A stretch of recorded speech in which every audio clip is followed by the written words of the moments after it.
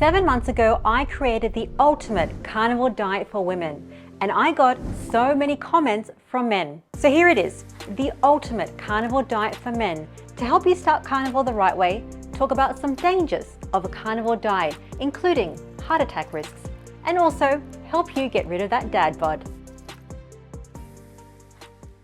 Now, carnivore is not just great for weight loss. I'm down 100 pounds since my heaviest. My heaviest I was 262, I'm down to 162 now. It will also help fix your testosterone and hormonal issues.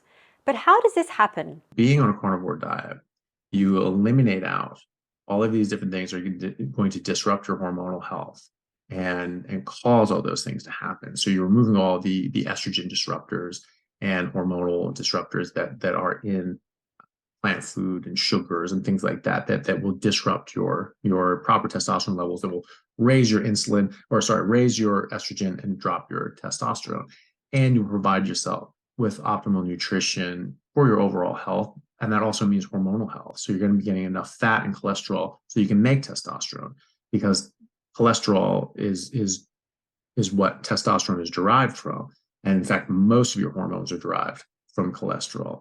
So without proper nutrition, without proper high fat and meat based diet, you're not going to have optimal hormonal health as well as the rest of your health. And you're also going to be substituting that with other things that can actually further escalate the problem of hormonal dysregulation. Now, maybe you just have overall general inflammation. You're just not feeling your best.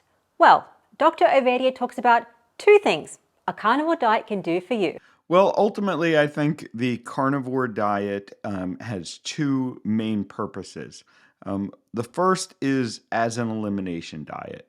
For people that are trying to figure out what might be the cause of inflammation in their body in particular, but health challenges that maybe aren't getting better initially, I think the best elimination diet that we can do as human beings is the carnivore diet. And then looking beyond that, I think that the carnivore diet is really the most ancestrally consistent diet we have, and it is one of the most sustainable ways I find to maintain a good, healthy, long-term eating habit, which is going to support your health overall. Now, I know that you love to hear from your favorite carnivore doctors, but that wasn't enough. I wanted to hear from some real-life carnivores, like Dante from Ferrigno Freedom, to see just how eating meat for 1,000 days has changed his life. All my life, I've been interested in health and nutrition in one way or another, but I always seem to be struggling with either my weight or my health in some issue or another. I had my gallbladder taken out in 2002 because I was doing too much low-fat dieting. I now know, back then I didn't realize that was causing that, but just the fact that you're not using your bile and your gallbladder to release bile to process fat, they just let that stuff pile up in there, and I wound up having my gallbladder taken out. And even my son had his taken out at age 18. So, and I'm sure he was trying to watch what he was eating, but probably following a lot of the wrong information out there. Once I started eating a carnivore diet, not only did I immediately have better brain power, better sleep, and I started feeling better, but then all of a sudden the weight started falling off. And I realized that I can have the body that I used to want to have. When I was growing up in the 80s, I was a big fan of Sylvester Stallone. I was like, man, I want to be like that. He's just a exercising dynamo, and to have that physique would be awesome. But I never ever got close to it. And now here I am, 50 years old, and I'm in the best shape of my life. And it's all thanks to a carnivore way of eating. Now, I know probably your family and friends are saying to you, just eating meat, isn't that restrictive? How can you eat this way for the rest of your life? Well, Carrie from Homestead How has a very easy way to get started. I know a lot of people are scared because carnivore is kind of scary. I'm going to eat only meat. The way I approached it, because I thought it was insane too. The way I approached it was, I'm just going to do an elimination diet. I'm so miserable. I have so many issues. I'm not going to tell myself I'm going to eat meat for 30 days, but I'm going to eliminate all this other garbage, sugar and processed foods and dyes, and let's just see how I feel. And within days, within days, I was just feeling so much better. I stopped snoring right away on carnivore. Now, what about this thing that we always hear? Just eat in moderation. Over the years, I did keto, I lost a bunch of weight, and then I tried to eat in moderation, which is what a lot of well-meaning friends and family have told me when they hear that I'm eating only meat. They're like, why don't you just eat in moderation? That was my biggest downfall. I think that's why a lot of people yo-yo, is because you can't have sugar in moderation. The realization I had is sugar is an addictive drug. It's more addictive than some of the hard drugs out there. I think it's more damaging than some of those. So for me, I'm never having sugar again. I have done every diet out there. I've done keto, I've done 1 meal a day, counting calories, everything. This is the only one that's worked, and it works effortlessly because once you get into ketosis, you don't have all those cravings anymore. You eat till you're full. You're not sitting here messing around like counting calories and carbs and trying to calculate things out. It's so natural. Now, it sounds like carnivore is so great for weight loss, healing, and hormonal regulation. But there is one thing that we always hear about. Red meat is going to increase your cholesterol and cause a heart attack. Well, let's just clear this up once and for all. Cholesterol simply is not a problem. It's not the cause of heart disease. I think that's been thoroughly and just completely debunked. And in fact, there are studies, even meta-analyses going through the data showing that actually higher LDL cholesterol can actually be cardioprotective and actually has an inverse relationship between higher levels of LDL cholesterol and heart attacks. So you're like, well, higher LDL having less heart attacks and lower LDL having higher heart attacks. And others finding absolutely no difference whatsoever, except for the people that have lower LDL are dying from their heart attacks more often than those with have high cholesterol. Heart disease is much more in keeping with an inflammatory disease like diabetes. You're eating things that are causing it's a metabolic disease. You're causing issues in your body to act in a manner that they're not supposed to, right? And so this is why you find that people with diabetes are 10 times more likely to develop cardiovascular disease. People with metabolic syndrome are 6 times more likely to develop cardiovascular disease. Even people with damaged small dense lipoproteins, the SDLDL, they only have an increased correlation or association with heart disease of 1.7, right? And just overall higher LDL cholesterol. Even there was like a different sort of epidemiological study that said that overall cholesterol was like 1.3 times increased correlation in that study. And many other studies that find no correlation or an inverse correlation. But in that study, it was still only 1.3 times. And even the small dense LDL, like what everyone recognizes, that's like the worst. It was only 1.7 times. But metabolic syndrome was 6 times, and diabetes was 10 times, and smoking was up there as well. So that's what you should be focusing on. And when on a carnivore diet, you eliminate out all those things that cause metabolic syndrome, that cause type 2 diabetes, that actually cause the formation of SDLDL, which is high levels of glucose and oxidative stress, like from different sorts of plant toxins and high levels of blood sugar and fructose. So going on a carnivore diet, you eliminate out all these things that are going to contribute and cause heart disease. Heart disease is not a natural state of being. That's not just going to develop on its own. You need to inflict some harm on your body to develop that. That's not just going to happen. And what is so interesting is that the increase in heart disease is not just in men, but also in women. The gap is actually closing between men and women. And as you know, what really happens when we look at the statistics is women just lag about 5 to 10 years behind. But once women get through menopause, the rates of heart disease actually get pretty close to each other. But either way, it doesn't change the fact that diet is the most important factor in determining our risk for heart disease. And I believe carnivore diet to be a amazing tool for lowering our risk for heart disease and for patients who are trying to manage heart disease that they already have. And I have no reservation recommending carnivore diets to patients with heart disease. So I hope that makes you feel very confident. Red meat does not cause heart disease or heart attacks. But there is also one other thing that people always talk about. Saturated fat is bad for you and it's not safe. Well, is that true? We now have more than enough evidence to definitively say that saturated fat, dietary saturated fat, is not a significant contributor to heart disease. The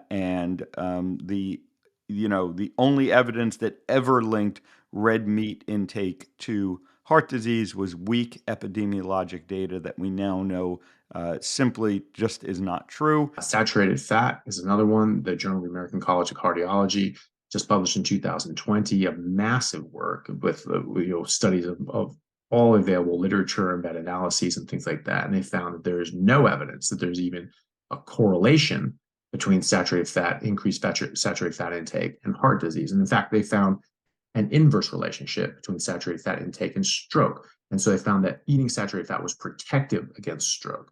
And so they concluded there's no safe upper limit. There's no upper limit on the amount of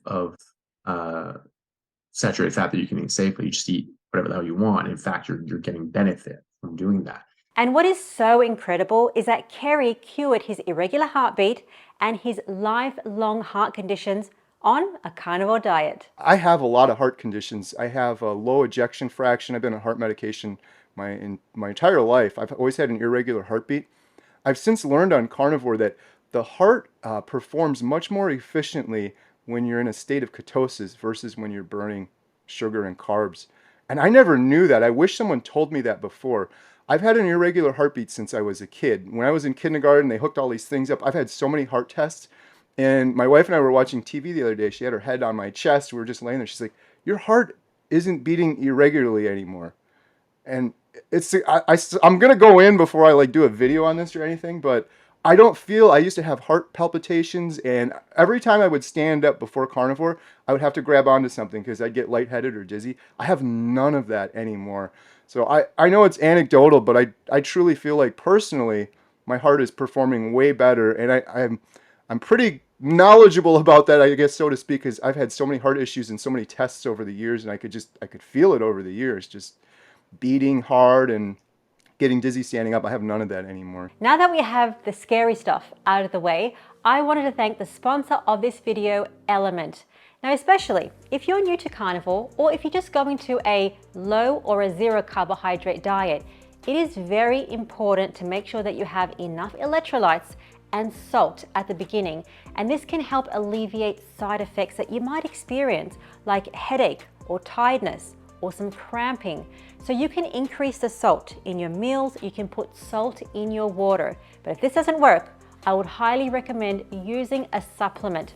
And the one that I absolutely love is Element, because Element contains the right amount of sodium, potassium, and magnesium. And I use this raw, unflavored option. But the whole range in Element doesn't contain any nasties. There's no additives or any preservatives. So it's going to make sure that you get the best carnivore results and, most importantly, feel amazing. And right now, Element is offering this free sample pack on every order. So you're going to get 8 single servings of Element to try for free.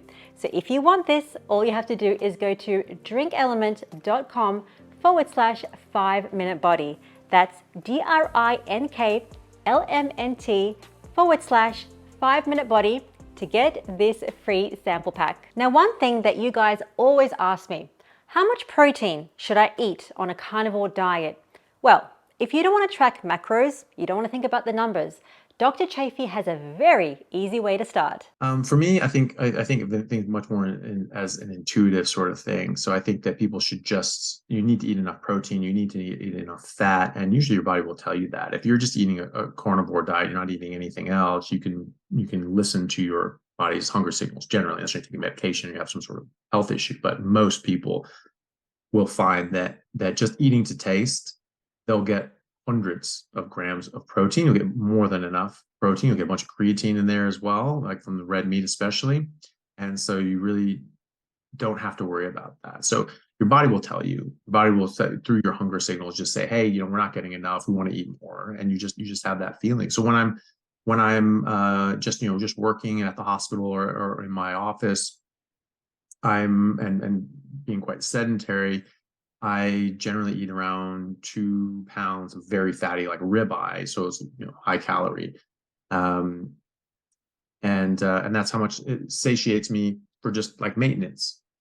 But when I'm working out a lot and I'm pushing myself and I'm exercising or I'm playing rugby, that easily doubles. Well, I'll easily want 4+ pounds of meat and ribeye. So that equates out to, just on a sedentary day, probably 200 something grams of protein. But if I'm working out a lot and I'm eating 4 pounds, that's like 300-400 grams of protein. So that, like, you're fine. You're definitely going to be covered. I don't think you necessarily have to worry about counting. I don't think that you need to count calories or macros if you're eating your biologically appropriate diet. Like, if you need a calculator to figure out what to eat, you're eating the wrong thing. And Dante pretty much says the same thing. Eat as much as you feel hungry, but it's real hunger, not Emotional hunger was when I would want something other than meat. Usually I would want to try to have a little ice cream or have some kind of sweet that I used to love because I was a big sweets guy before. So anytime that I wanted to have something that was sweet or savory or maybe even have a beer or something like that, I knew that wasn't coming from my body. That was coming from an emotional area. When I would, if I made a mistake and did those things, I would have a problem that would show up from that, usually, go back into keto flu type of thing. But as far as the amount of meat I ate, I never even kept up with how much meat, how much fat. I just bought the steak, and if I was hungry, I had one. I had hamburger a lot. Uh, I never thought about whether or not it was too much protein or not. I really just ate as long as I was hungry. Now, later on, I started to add to go to a higher fat ratio, and I started to notice some things that were improving mentally. Like for many years, probably 20 years, I haven't had a dream at night that I could remember. For some people, that's a good thing. My wife has terrible night terrors sometimes. So, I mean, nobody wants to have those. But I noticed I started dreaming again.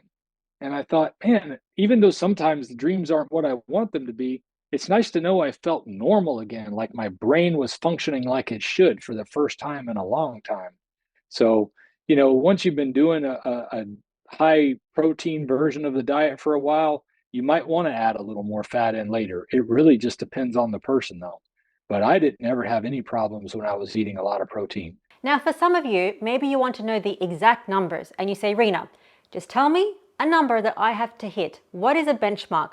Well, that's why I asked Dr. Ovadia. The general rule I give people to start with is 1 gram of protein per pound of body weight.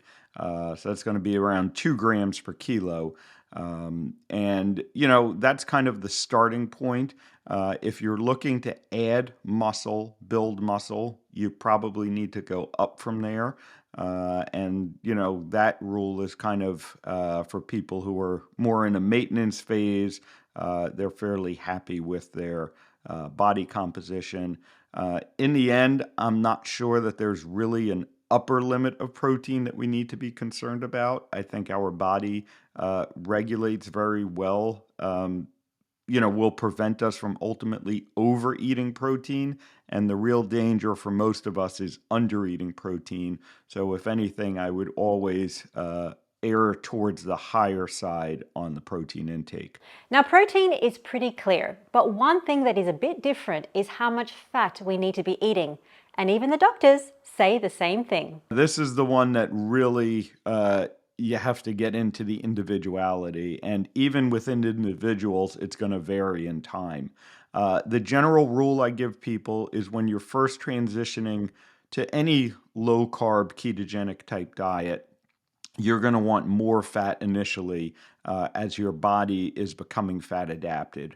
Once you're fat adapted, your fat intake is really going to depend on how much body fat you have and are trying to burn versus your energy needs throughout the day. So people who are lean and very active are going to need more fat to maintain that energy supply throughout the day, whereas people who have a history of being overweight, who are currently overweight, are trying to lose that fat, you're going to want to cut back on your fat intake. And it really, it takes some experimentation. It takes listening to your body. Working with a good practitioner can be really helpful here because that's going to have a lot of variability. And I want to make one thing clear. When we say cut back on the fat, that never means going low fat. And Dr. Chafee has some really good guidelines about how to figure out how much fat to eat. Most people aiming for around 70 to 80% calories from fat. So about 50-50 fat and meat by weight is around 70% calories from fat. Aim for that and then adjust as your body needs. So maybe it needs a bit more fat, maybe it needs a bit more lean meat, but just see what your body tells you. And one thing you don't want to do is to go crazy on the fat, like the 1 stick of butter a day. And even Dante says the same thing. You can become addicted to things like butter. And I even got addicted to eating suet, where just the suet with some salt got to be really good. But I realized I'm eating a lot of fat here all by itself. And that's where I think you want to kind of avoid, getting too deep into it. And as you mentioned in a previous video that we talked on, having the fat with the protein is a great way to do it because it'll help you get fully satiated by the time you're done with your meal. There were points where I was adding things to my food that made the flavor a little more savory, and I wound up eating more than I should because I wasn't getting that notification that I'm full. I was just getting the notification that my mouth really likes what I'm eating. So if you're doing a lot of butter or you're doing, say, smoke salts or other even seasonings, I never do seasonings, but if you're adding seasoning to your food, you're sending signals to your brain that don't have anything to do with hunger. So sometimes you got to be careful you're not feeding that emotional side. So that would be the best way to judge is what's going to be good for you. Now, for most people, I would say if they're having a high fat percentage, it's going to be better for them mentally and physically, but you can get carried away with it. Now that is protein and fat done. But if you still feel confused, you can always join the 30-day carnivore challenges, where our coaches talk about this in detail. And every week we also have your favorite carnivore doctors like Dr. Anthony Chafee, Dr. Elizabeth Bright, and Professor Bart Kay. And they're going to help answer your medical questions. So if you'd like to join the challenge, you can head to academy.5minutebody.com, or there is a clickable link in the description of this video. Now, before we get into how carnivore can help with cancer, erectile dysfunction, and even the man boobs, it is very important to understand fasting and if it's right for you, because that varies and it works very well for Kerry. For the last 60 days or so, I switched from carnivore to lion diet, just beef, salt, and water. And when I did that, I would eat 1.5 pounds to 2 pounds of meat a day. I just wasn't hungry. So I naturally fell into OMAD, 1 meal a day. And I feel so good doing that. It's just, you're not hungry. People can't understand it unless you do it, but you're not hungry. You're giving your body exactly what it needs. And then I get 23 hours where my cells can regenerate, the autophagy happens. And it's really important. Like for me, I've lost a bunch of weight, but I still have loose skin and belly fat. And so doing that OMAD and fasting can help tighten those things up. It's not going to happen overnight. It takes a very long time, but it's a good strategy to do that. And Dr. Ovadia provides a really good understanding if fasting is safe and right for you. Yeah, I certainly think fasting is safe for men. And when we talk about fasting, we have intermittent fast, we have your extended fast. And again, I think these are all great tools to use depending on your situation. If you're, if you're battling against obesity and you're overweight, fasting certainly a useful tool. If you're lean and active, fasting may not be a great tool for you, and it might cause you to have periods of low energy. So again, individual circumstances are going to apply here, but I think in general, fasting is a great tool. And my kind of advice and recommendation around fasting is that it shouldn't really be forced. You should be eating in a way that makes you hungry less often. And of course, carnivore diets are a perfect way to do that. So on average, I find most people doing a carnivore diet, most men doing a carnivore diet, are going to eat once or twice a day.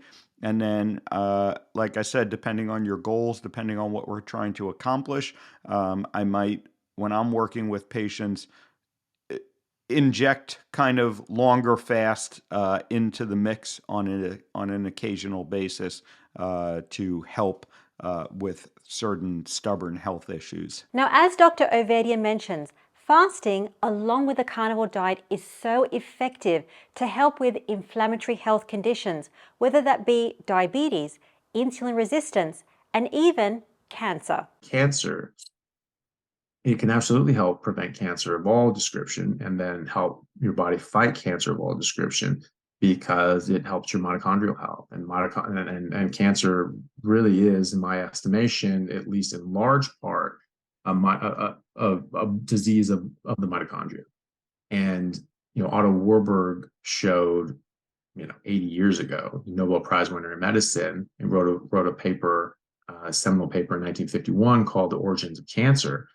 And this is after 30 years of research on the matter. And he showed that cancer is a metabolic mitochondrial disease. And he showed that if you have healthy mitochondria, that you cannot develop cancer. The simple way of showing this, when you take healthy mitochondria out and put them in a cancer cell, it suppresses the cancer. Cancer stop right there. And they, in fact, have taken the nuclei out of cancer cells with all the different genetic changes and put those into a healthy cell with healthy mitochondria, and they don't behave as cancer. But they take the damaged mitochondria out of the cancer cell and put those into a healthy cell with normal DNA. They do behave as cancer, right? And then you take, again, those healthy mitochondria, you put them in a cancer cell, it suppresses the cancer. So if you're on a carnivore diet, you are going to maximize your metabolic health as much as your diet can. There's other things that play a significant role in the health of your mitochondria and your overall metabolic health in general. But insofar as diet can be related and a factor, carnivore will help as much as possible and either suppress that cancer or help your body fight the cancer if it's already there. And Dr. Ovadia talks about the right way to start a ketogenic diet or a carnivore diet, especially if you have active cancer. Now, if you have cancer and you're trying to use a carnivore diet as an adjunct, what I would caution you on is, you really need to do it as a high fat. And this is one situation where you may want to limit protein intake some, not get too low, but limit it some to help you get into that real therapeutic ketosis range. And again, this is a situation where I oftentimes will recommend monitoring ketones, which I don't necessarily do for most men on a ketogenic diet. But if you're, going after specific benefits that really necessitate therapeutic ketosis, you may have to adjust the diet because a standard sort of carnivore diet, as most people do it, it's going to get you into ketosis, but it's not going to get you into that deep therapeutic ketosis that we may be looking for neurologic conditions and cancer adjunctive therapy. And if you need an in-depth video about how a ketogenic diet or a carnivore diet along with metabolic therapy can help reverse cancer, I've done a full video with Professor Thomas Seyfried, which I'll leave in the description of this video. Okay, let's talk about 3 things a man might experience and how carnivore can fix these things. The first one is the man boobs. Now, I wanted to get the scientific response. Why do men get man boobs? So gynecomastia is generally caused by excess estrogen, and so that can be from a number of things. But generally, it's from eating a lot of estrogenic foods and not having enough testosterone, or sometimes you have excess testosterone that gets converted into estrogen, or you have too rapid changeover from testosterone into estrogen, and maybe and make an imbalance from that. So you can have different sorts of disruption in your body that's converting more testosterone into estrogen than you normally would. The most common cause is eating things that are very estrogenic, which is a lot of foods like soy.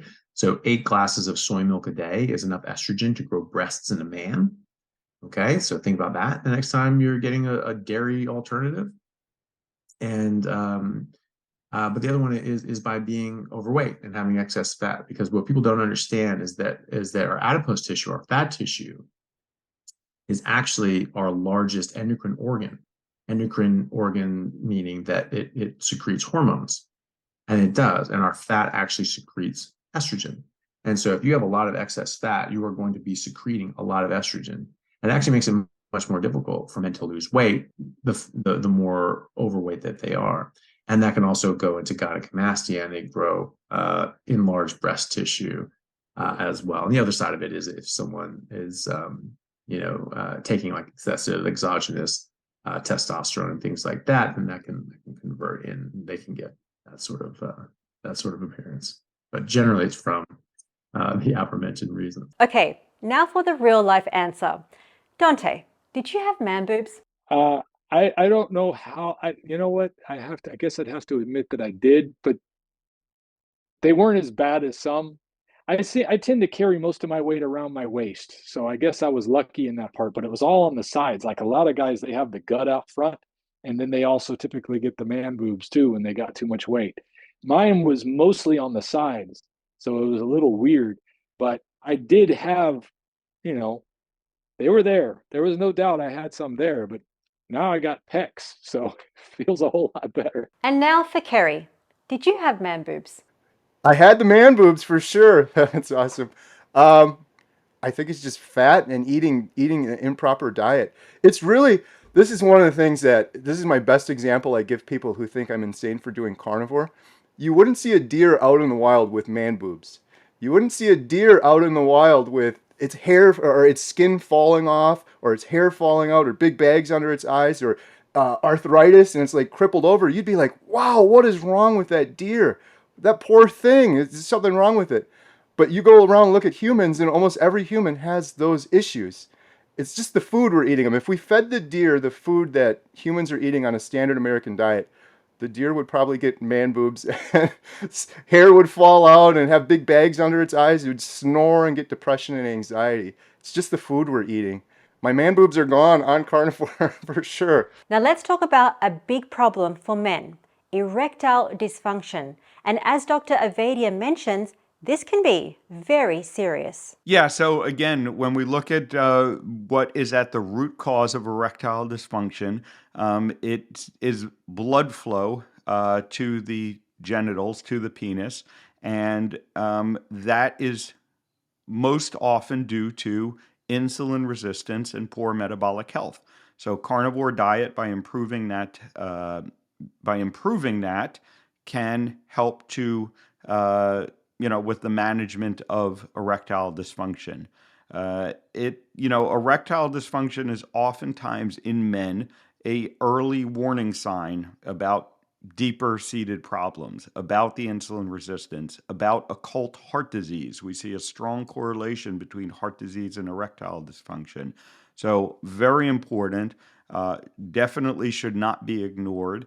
And really, again, this is a situation where all too often the medical system just wants to prescribe the medication that helps, with erectile dysfunction and isn't interested in seeing why men have developed this in the first place and treating the root cause. Now, there can also be other causes of erectile dysfunction. There can be nerve issues that may have separate separate causes that need to be looked into. But for anyone suffering with erectile dysfunction, any of the men suffering with it out there, my first piece of advice is figure out whether or not you're insulin resistant. Work with a practitioner that can help you to reverse that insulin resistance, and don't just cover it up with the medications. The medications certainly can be helpful and can be a tool to use while you're addressing the underlying root cause. But ultimately, you want to address the root cause of erectile dysfunction. So insulin resistance and poor metabolic health is at the core of erectile dysfunction, but it can be fixed, as we see with Dante. I had erectile dysfunction when I started taking testosterone 3 years before starting Lion Diet. And after getting off of testosterone and continuing on a diet, I have had none. I never had any come back from quitting TRT to continuing on carnivore. Sex drive has been normal, function has been normal, and it's been a lot better managed better since quitting testosterone. Because when I was taking testosterone, it would be peaks and valleys. I would have like a lot of need for it, whereas I couldn't control it. And now everything's nice and smooth, and it makes it easier on my partner as well, that I'm not constantly, in need of attention in that area. But it's wonderful. It's not what I thought I was going to be experiencing. When I found out that I was having ED, really, it started in my 30s. And here I am about to turn 51, and everything functions just like it should. Now, another big problem tied with insulin resistance is enlarged prostate and prostate cancer. Now, if you know anybody that has one of these two things, please share this clip from Dr. Ovadia. Benign enlargement of the prostate, non-cancerous enlargement of the prostate, is another condition that seems to have a strong relationship with insulin resistance and metabolic health. And I know it's starting to sound sort of like a broken record, but it just shows us how important insulin resistance is as a root cause of our health. So, I have many men now that I've worked with who are doing carnivore diets for whatever reason. And, they'll just, during one of our appointments, they'll just mention, oh, I'm sleeping so much better. I don't have to get up and urinate, so many times during the night. It's easier. My urine stream, is easier. All these symptoms of benign prostatic hypertrophy, get better. And then, we even have data suggesting that prostate cancer is related to insulin resistance and metabolic health. And I believe, again, that, addressing your insulin resistance earlier in life, reversing it if it's present, and then making sure that you avoid insulin resistance and stay insulin sensitive is going to lower the chances of you developing something like prostate cancer. The narrative around prostate cancer has become that basically if men live long enough, they're going to develop prostate cancer. But I really believe that is reflective of the extraordinarily high rates of insulin resistance and poor metabolic health that we see as we are aging. And, I think if we live a long life but avoid insulin resistance, that's going to give us the best chance of avoiding prostate cancer. Now, another question that you guys always ask me, how can I increase my testosterone naturally? Well, it seems like carnivore is the answer. Testosterone in general can be optimized in men through a number of different reasons. Well, many different reasons.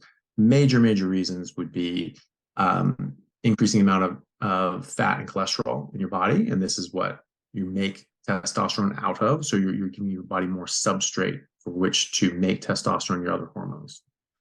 You're also going to remove and eliminate out all the different, plant phytochemicals and hormonal disruptors, and actually phytoestrogens and things like that. Like the 3 ounces of soy has like 20 times the amount of estrogen equivalent as a fertile woman makes in a day, right? So that's not necessarily what you want. It has like 50 times the amount of estrogen as the birth control pill, right?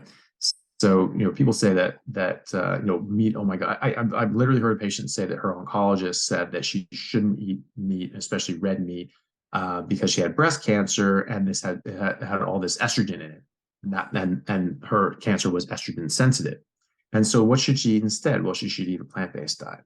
Well, all these plants have a bunch of phytoestrogens that have far more phytoestrogen than they even make in their body. And when you look at the amount of estrogen that's in even hormone-treated meat, it is increased, right? So they give hormones to these cows, and they say that, well, there's twice the amount of estrogen in this meat of this hormone-treated cow. Like, oh my God, get rid of that. That's crazy. It's just a bag of hormones. No, that's a slur and a slander. That's pure propaganda.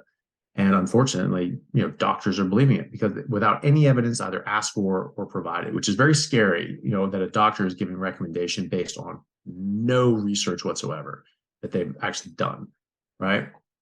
So a non-hormone treated cow, 3 ounces of lean beef has 2 nanograms of estrogen, right? Hormone treated, 3 ounces is 3.9 nanograms. So that's technically double, just about anyway. And the problem is they don't put that in context because the birth control pill has 35,000 nanograms of estrogen. And a fertile woman makes between 150,000, 180,000 nanograms of estrogen. And 3 ounces of soy has over 1 million nanograms, right? So this is just a fraud. And when you stop eating that garbage, you stop eating all of this stuff that can disrupt your hormones. And a lot of other ways too. I mean, just eating more carnitine, like red meat has a ton of carnitine. Other meat has carnitine too, but red meat has an abundance.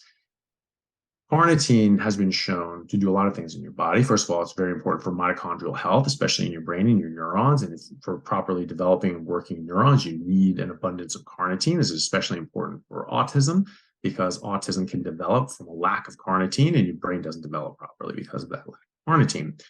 But eating more carnitine, A, is good for your brain, it's good for your mitochondria, it's good for your body, but it also increases your testosterone receptors. So let's say your testosterone level is X and your receptor level is X. If you 2X your receptors, you also double or actually you further increase the testosterone response in your body. So you can have the same amount of testosterone, but the effect is much, much, much, much greater. So there's more to it than just testosterone numbers. However, we do see testosterone levels increase dramatically in men. Like in my own practice, we routinely see men in their 60s and 70s increase their testosterone levels by 30, 40, 50%. One gentleman actually over doubled his testosterone. He was in his 70s, and he was just like, he came in, he was just like bouncing off the wall. This was no supplementation, by the way. There's no hormonal replacement or anything. It's just a carnivore diet. And he was just bouncing off the wall. She's like, it's amazing. I just feel like a teenager again. All I want to do is just work out and have sex with my wife. It's just amazing. It was absolutely hilarious. And he gave him this new lust for life, which is great to see. And it was just making a simple dietary change. And I've seen other people, that get even greater effect. I had a friend of mine who's a professional rugby player, went on a carnivore diet, actually near carnivore diet, not 100% yet. Still has some fruit and things like that every now and then.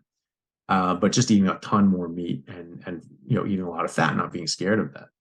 And he over doubled his testosterone levels.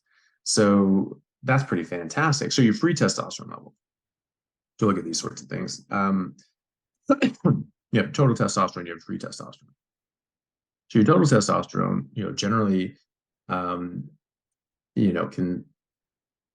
reference range will be, a bit off, but it depends on the area, but maybe your testosterone levels be like, between 200 and 450, 500, something like that. A better reference range we look for is for 25-year-olds, men and women who have no health issues, right? So that's like, okay, people in good health in the prime of their life, right? What are your testosterone levels? What are your thyroid levels? What are your magnesium levels, things like that, vitamin D levels?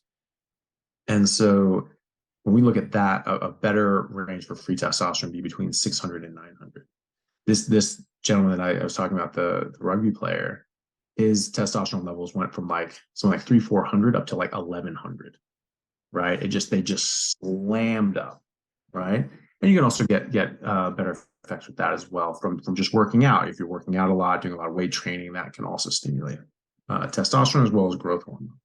And so you get added benefit from that as well. But yeah, the carnivore diet can absolutely maximize not only your testosterone levels, but also the utilization of your testosterone and increasing your testosterone receptors, so you get a better testosterone effect. Well, it seems like Dante has experienced every benefit of a carnivore diet. Well, you have to listen to what happened to his testosterone levels. I have a very good story to go along with this. When I started, or actually long before I started uh, the carnivore lifestyle, I started taking testosterone around 2018, injection wise, because I told my doctor I was having some performance issues, bedroom issues. And he suggested that that could help because my numbers were in the mid threes on my testosterone. So once I started doing that, it did make a difference as far as that went. And I thought, okay, this is great. But it also was affecting my mood. I wound up getting very moody and very easily agitated from, I believe now, from having taken the testosterone injection. My wife would say that if I waited too long to take them, then it would cause problems too. So it was like it didn't matter if I was trying to wean myself off or if I was doing it steady. My hormones were just up and down like a yo-yo and causing me to have all kinds of agitation. Well, when I started doing Lion Diet, I was still taking the injections and I was still on a number of medications. Within a month or two, I started to cut out all my medicine because, like, my blood pressure was going too low when I was taking blood pressure medicine. And I thought, well, if I don't need this, maybe I don't need the testosterone either. And I started to cut it out. But then it did start to affect my mood again, even worse. Like I became panicky and had some other issues. And my doctor said, well, what's going to happen if you quit your testosterone? Your numbers are actually going to go lower than they were when you started because now you've been on it for 3+ years. You're not going to be able to produce enough testosterone to keep your hormones stabilized.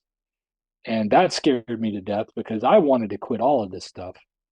But I kept on doing the testosterone for about another 9, 10, 11 months, I think, while I was eating this way. And then it just worked out where I had to change doctors. And then it got to be a difficulty to get back on testosterone. And I eventually just stopped altogether. And at first, I noticed like a decrease in my energy for a while, but it could have been a combination of things because I also had COVID around that time period. And that caused me to have this, like, I think it was immediately after that I started feeling tired all the time, but they coincided. So I can't really tell which one affected which. But then I went back and saw my doctor, my new doctor, and my testosterone numbers were actually higher than they were when I got put on testosterone treatment. And she was surprised at that. She figured they would be lower as well, but they were actually a little bit higher than they were. They were like 389 or something, 388, I think. Well, I went another almost, let's see, June, July, August, September, October, November, December, January, February, March. So I went 9 more months and then I got my testosterone checked again, and they're in the high fives this time. I can't remember the exact number, but it's almost 600, well in the normal range. And that's with quitting testosterone. So totally the opposite of what my doctor told me would happen. And I may have to attribute some of that to the fact that I started supplementing iodine about 7 or 8 months ago, also, or 7 or 8 months before that, because iodine is real good for your thyroid hormone, and thyroid hormone really affects all the hormones in your body. These are just some things I've learned in the past year that I think are making a difference as well. But eating a carnivore lifestyle has definitely not had a negative effect on my testosterone. And if anything, it's had a positive effect. So I hope you enjoyed this encyclopedia of why every man should try the carnivore diet. And if you want to check out the carnivore diet for women, I'll leave it right here. And let me know what was the best tip that you loved from this video. And I'll see you guys next week.